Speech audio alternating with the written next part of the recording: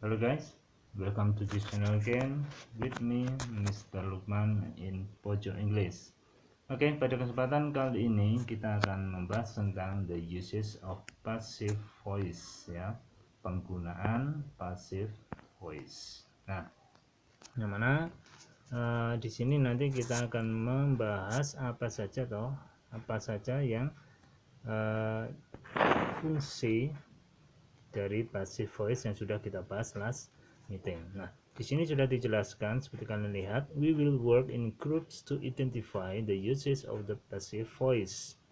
Nah, di sini kita akan bekerja secara grup untuk mengidentifikasi penggunaan dari passive voice dan apa saja. Nah, one, to state the object's identities. Two, to state the materials that make the object. 3. To state the function of the objects. 4. To state what happened to the objects. Jadi yang pertama untuk menyatakan identitas dari objek. Dan yang kedua, to state the material, untuk menyatakan material-material yang dipakai untuk membuat objek tersebut. Dan yang ketiga, to state the function of the object, fungsi dari objek. Kemudian yang keempat, untuk menyatakan apa yang terjadi terhadap objek tersebut. Nah, so apa yang kita lakukan? Here what we will do. Here are what we will do. Jadi berikut yang akan kita lakukan. Yang pertama, we will copy and study the example carefully. Jadi kita akan mengcopy, mempelajari contohnya dengan seksama. Second, we will read the text carefully to find statement that match each of the use of the passive voice. Jadi yang kedua, kita akan membaca teksnya secara seksama untuk menemukan statement pernyataan yang cocok ya, untuk yang cocok dari masing-masing penggunaan dari passive voice. Kemudian third, yang ketiga, we will identify the statement that match its function. Kita akan mengidentify pernyataan yang cocok dari masing-masing fungsi. And then kemudian every one of us, masing-masing dari kita, will handwrite the work in our notebook. Masing-masing dari kita akan menulis pekerjaannya di buku catatan kita masing-masing. Oke. Kemudian gimana the usage-nya ya, penggunaannya.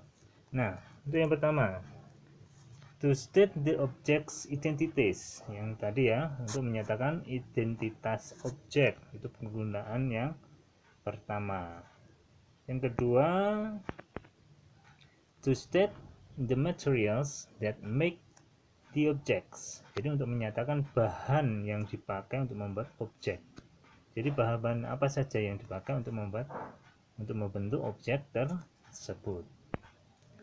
Yang kemudian ketiga, to state the function of the objects, untuk menyatakan fungsi-fungsi dari objek-objek tersebut. Oke ya. Kemudian to state what happened to the object. Jadi untuk menyatakan apa yang terjadi atau telah terjadi pada objek tersebut. Jadi itu ada 4 ya yang akan kita bahas tentang penggunaan passive voice. Nah, di sini ada teks yang kita buat contoh ya, yaitu pada teks rocks and fabric. Nanti bentar ini aja. Oke. Nah, jadi pada teks rocks di sini yang kita contohkan ini tidak urut ya. Jadi tidak sesuai yang poin-poin yang tadi kita bahas di atas tadi, karena saya sesuaikan dengan teksnya. Jadi nanti akan diurutkan sendiri. Nah, yang pertama untuk to state the object's identities. Jadi untuk menyatakan identitas objek. Nah, di situ sentences in the passive voice, yaitu they are called ores. Mereka disebut ores, ya. Jadi biji besi. Titel yang dipakai yaitu rocks. Oke ya. Nah, di situ they are called ores. Nah, di sini mereka memanggilnya atau menyebutnya ores. Nah, di sini fungsinya untuk menyatakan identitas dari objeknya. Objeknya apa di sini? Nah, di situ sebelumnya dijelaskan rocks are very hard materials. Some rocks contain metals. Nah, di situ kan they are called ores. Nah, di sini menjelaskan dari identitas objek. Oke ya. Kemudian to state what happened. Tadi yang terakhir ya. Apa yang untuk menyatakan apa yang terjadi terhadap objek itu. Nah, di sini sentences in the passive voice dijelaskan some rocks such as sandstone are made. Nah, di sini are made when mud or grains of sand are slowly squeezed together. Untuk titlenya yaitu rocks tetap ya. Nah, di sini jelaskan apa? Untuk menyatakan apa yang terjadi kan.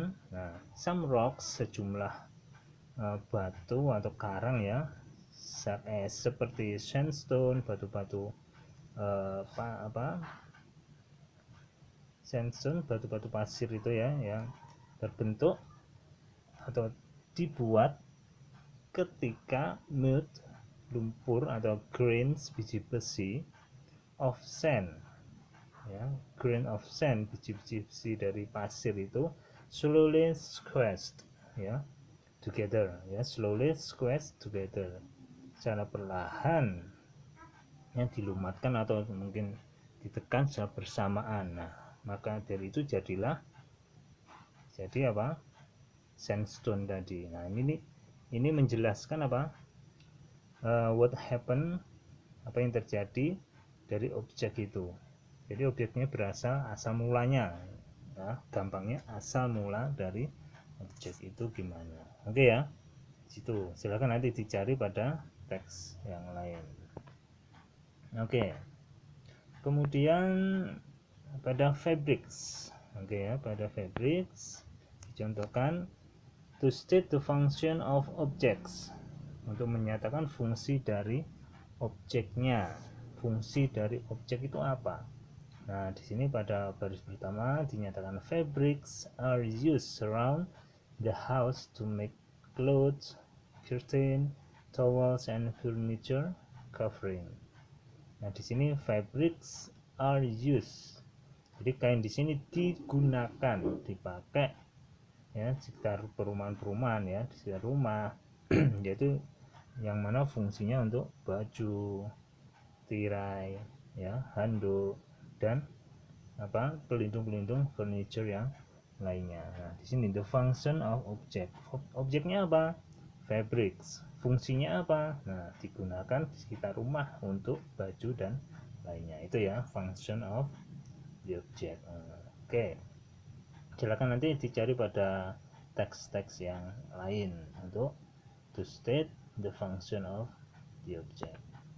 Kemudian to state the materials that make the object. Jadi jelaskan apa untuk menyatakan bahan-bahan yang dipakai untuk membuat objek. Objeknya tadi apa? Fabrics. Apa bahan-bahan dari fabrics? Dinyatakan di sini.